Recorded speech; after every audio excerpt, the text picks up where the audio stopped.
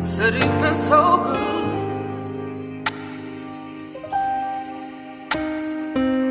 God has been so good. Good, just ain't good enough. He's been better than good to me.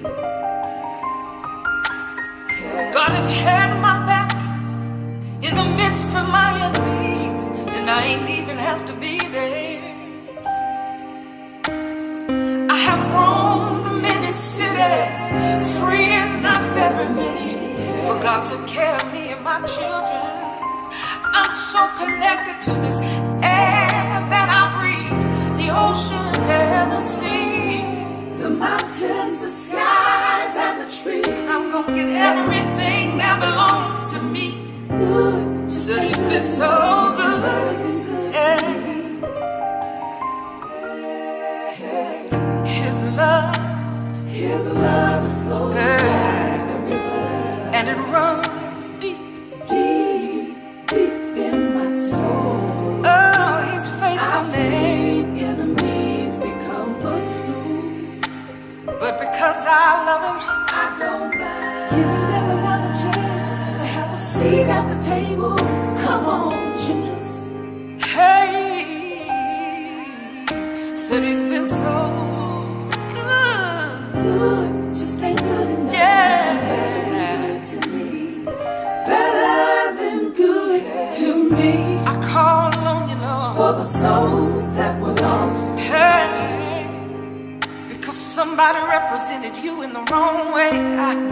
I call on you, Lord. For the souls that were lost. Hey, because some child watched mama run from pillar to post. I call on you, For Lord. the souls that were lost. Oh, 'cause Papa was a rolling stone from bed to bed. I called on you, Lord. For the souls that were lost. Somebody could be contemplating Suicide. Hey, It's a Lord, do or die do or die. situation. Yeah. Oh, but I trust you, God, 'cause you've been real, real good. Good, just ain't good enough. He's been better than good to me. Real, real good. I'm Coach Ellis, and I'm from Lincoln County, Red Hill. God put us in both of us in Lincoln and in Washington. And it was because he needed some men to go in there and be mentors, be father figures. Everybody, all these young kids didn't have a father in that house. So I say all the time, if you're in the coaching profession and you're not touching lives, then you're in the wrong business. When we played Washington, back in the 80s, 90s, Washington, Lincoln, Thompson, Greene County, Elberton, there wasn't no better football in the state of Georgia. I also had the privilege of talking to Curtis. Curtis' son, Corey, played defensive back. And Corey was a good defensive back.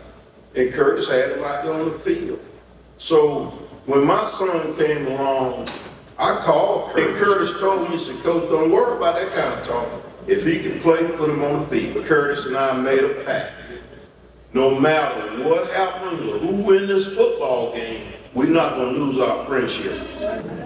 We're gonna hug each other after this game, win, lose, or draw, and we're gonna talk after. And that's what we did. I'm John Barnett, and I'm a Thompson Bulldog. And it was Curtis saying he was gonna come to Thompson and coach, I'm just jumping up and clapping because I know now that I got a great secondary coach. And if Curtis said we need to cover something one way, that was the end of the discussion. That's what we did. And like Howard said, if you're in education, whether you're a teacher, coach, principal, whatever, if you don't understand that it's missionary work, you are in the wrong business. Because that's what it is. I'd rather see a sermon than hear one. And when I think of that, I think of my friend Curtis Williams. I'm Jeffrey Sanders, and I'm on Washington Williams Comprehensive High School title. My name is Ronnie Suggs. But the thing that was more impactful for me and what he did for me is he took us to church. And we went to Springfield Baptist Church. And I'm listening to this gentleman, Reverend Lee. And he was preaching. And I kid you not.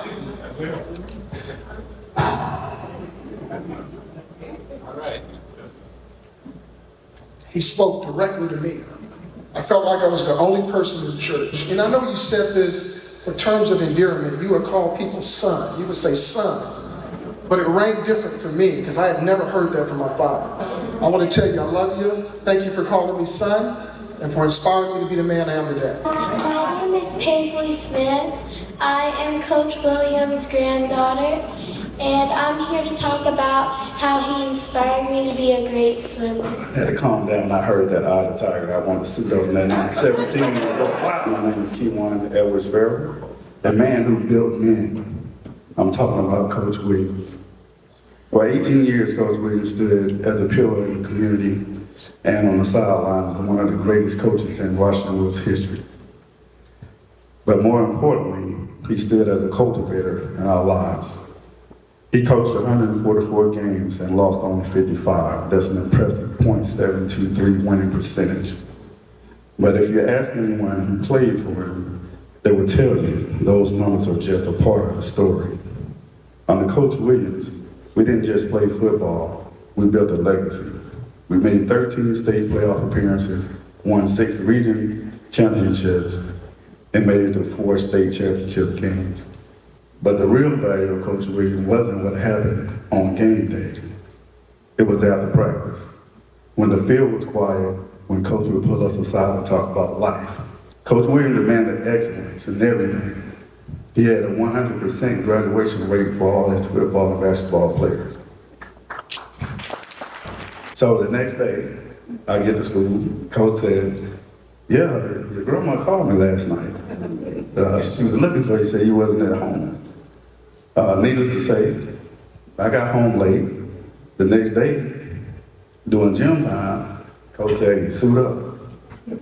So, I don't know if you remember this, Coach. He takes me outside during gym time, I'm running the wind sprints for the whole gym period. Because, one, it was accountability and responsibility that he was teaching me that I should have let my grandmother know where I was.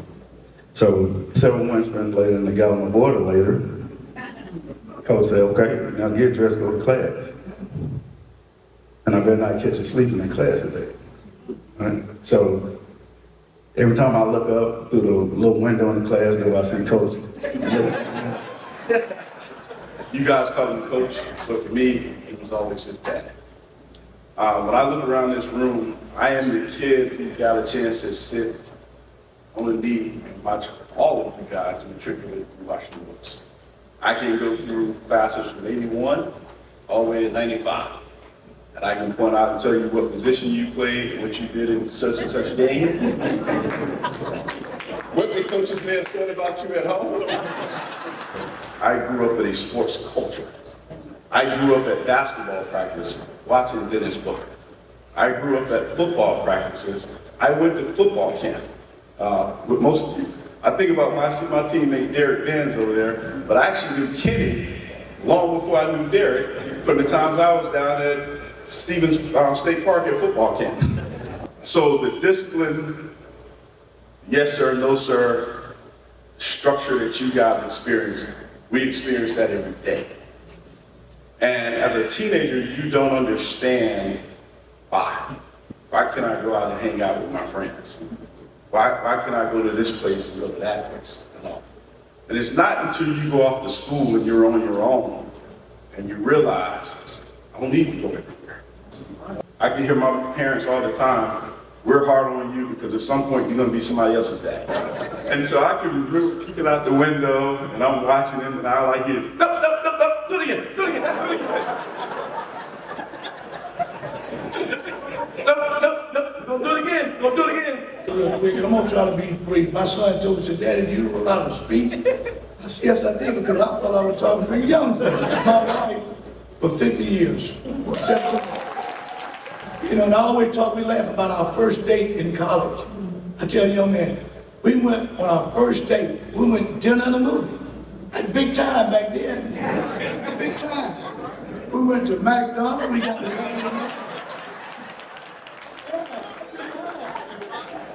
it up, man. And borrowed the car to take out. And I'm proud of my wife, and I can tell you, I didn't understand what was going on. My wife had been shouting. I've been at home all week trying to prepare for this. And I know she was slipping bags in the room like that. So she said, what you gonna wear? I said, I'm gonna wear casual clothes down there because I'm just going to speak to some young people. She said, you need to pick out something nice to wear. I knew I had this blazer. My men minister. But I looked in her room, I saw not one new dress, not two, but three. I guess she said, well, I'm just gonna try them on. You know how you ladies do. And she'll be taking some of them back to home. I'm proud of my wife. I'm thankful the Lord blessed me with a good wife. My daughter Natalie, I'm proud she'll be here. She's a teacher. I told her a long time ago she went the wrong way. She started off with political science. We told her from a little girl, you need to go into education. Because when she was growing up, Miss Moody was her teacher. We go in her room, we couldn't find no pencils, no paper. She had them all in her room, laying on the floor, had all her dolls in there, she would teach them. Sit down, you got children. Look at my son Bobby here. Very proud of Bobby, the young man again, we still spend quality time together. We family together for Christmas, Easter, Super Bowl party, 4th of July. He's a big part of our family. And the reason I know that because my grandmother was living, him and Natalie were there over there. We went to visit my grandmother in Columbus. They got to playing with her television. So, and I knew what was gonna come. They kept changing channels. My grandmother Lillian, both of them. My son Corey, I'm proud of him. He works for Wells Fargo Bank, doing a great job there. He plays golf. He thinks he's a big-time golfer. He caught the ball. He went right ahead. His papa was in the stand, running with that. I got a chance to see his first touchdown. I'm very proud of him. He's a good basketball player, too. I told Corey, to me, he's going to be another Spud Webb or Muggsy Bogues. I took him to a basketball camp, Coach Ellis. I took him over there in the hood. Took him in the hood. Went there for a week. I took him every morning. Dropped him off. Left him. They get out there and warm up a little bit. I saw him out there working on the game. And some of the guy pushed him. He bowled back up. That's my grandson. And every school I worked in, I knew all the cafeteria workers. They knew me. And from that, when I got my plate, it was healthy.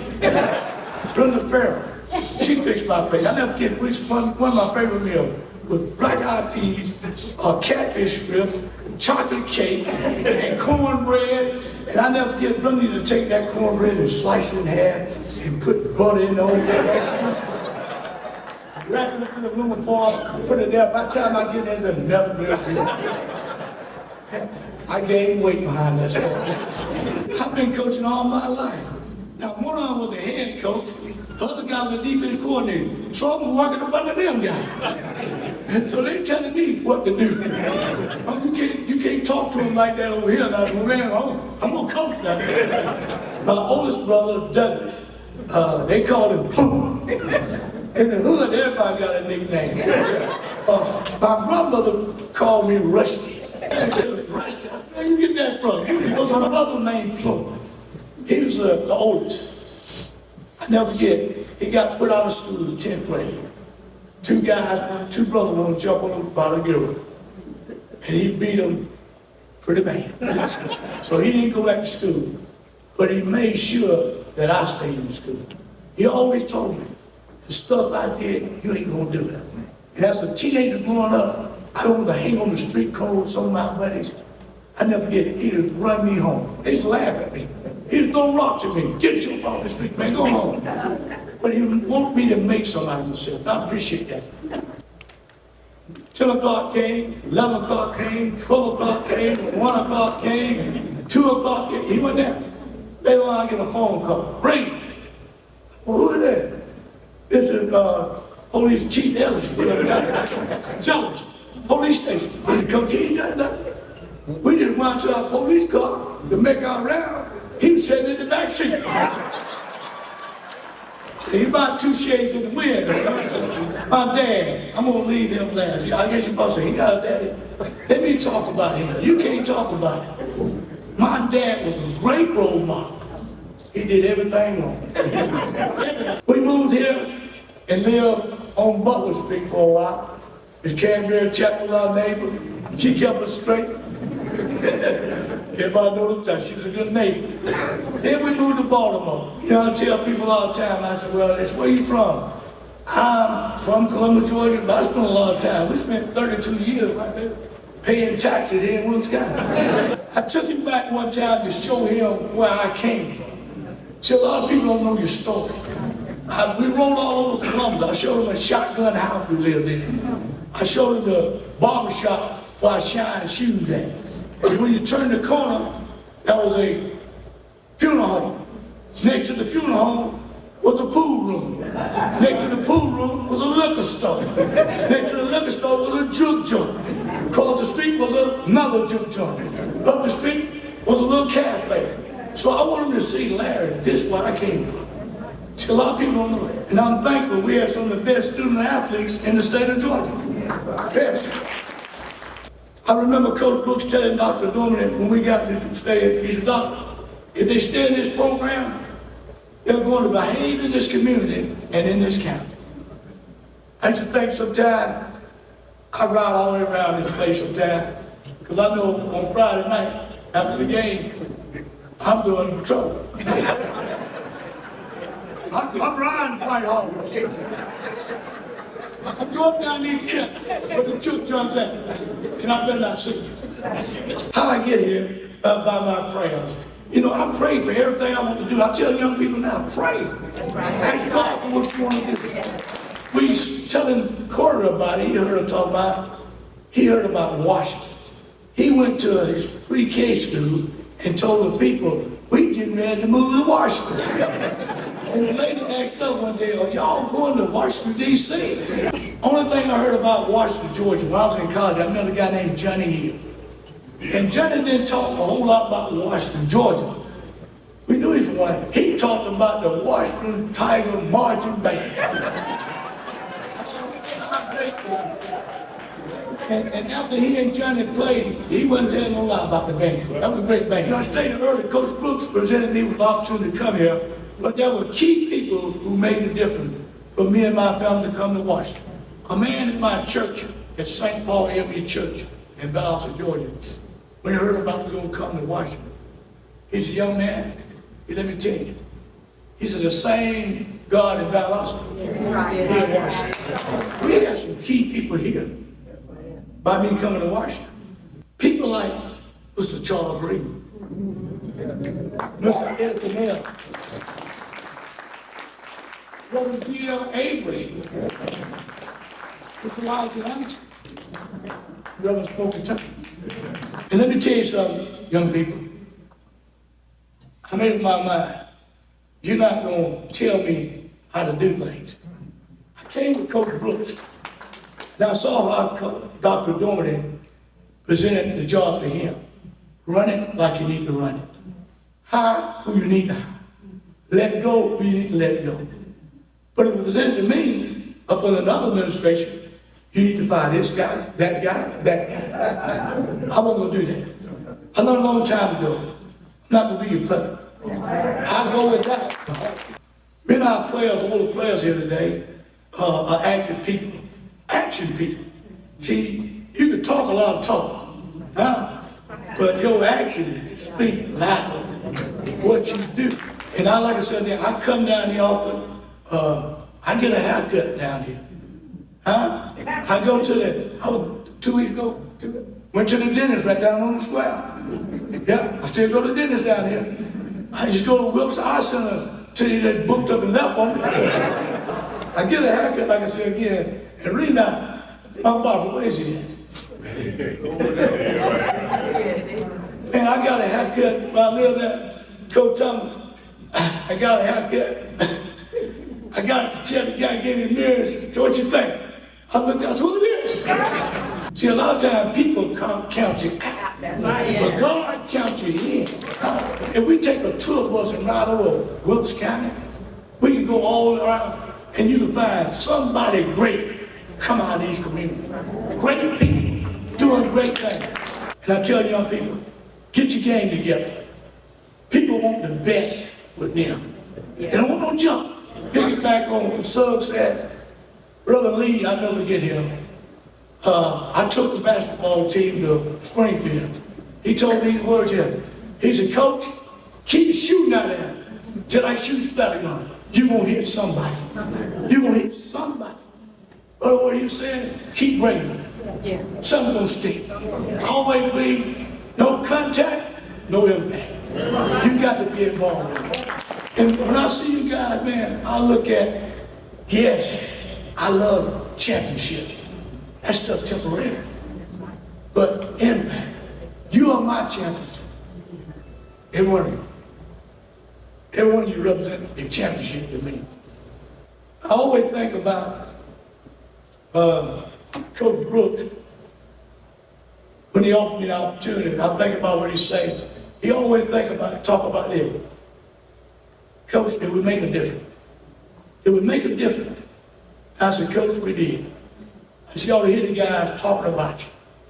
See, when people talk about you, some been saying, well, be negative or positive. They talking about you. When I asked for the opportunity to coach where I'm at now, I didn't ask the Lord, I said, Lord, I want to go to Wilkes County. I want to win some state championships. He gave me everything I asked for. And sometimes you can think about that. He said, I didn't send you there for those state championships. I seen you there, like Coach Ellis said, to make a difference, to make an impact on life. It don't cost nothing to dream. I tell them all the time, you can dream all you want to, but to fulfill them dreams, it takes commitment, hard work, and dedication to do the things you want to do in life. I told my wife, you know, I won't say a whole lot, but we always tell young people some things they need to think about. They need to look at where they're at in life, where they want to go in life, and how they're going to get there. They don't think about it. That's very important. Where you at in life, where you want to go in life. Also tell them, you make sure your friends value you, line up with your values. It's easy to get off on the wrong road. And I'm talking from experience, because I know I have to separate myself from some people to get one going in the day. We're going to present Coach Williams with our Golden Tiger Award.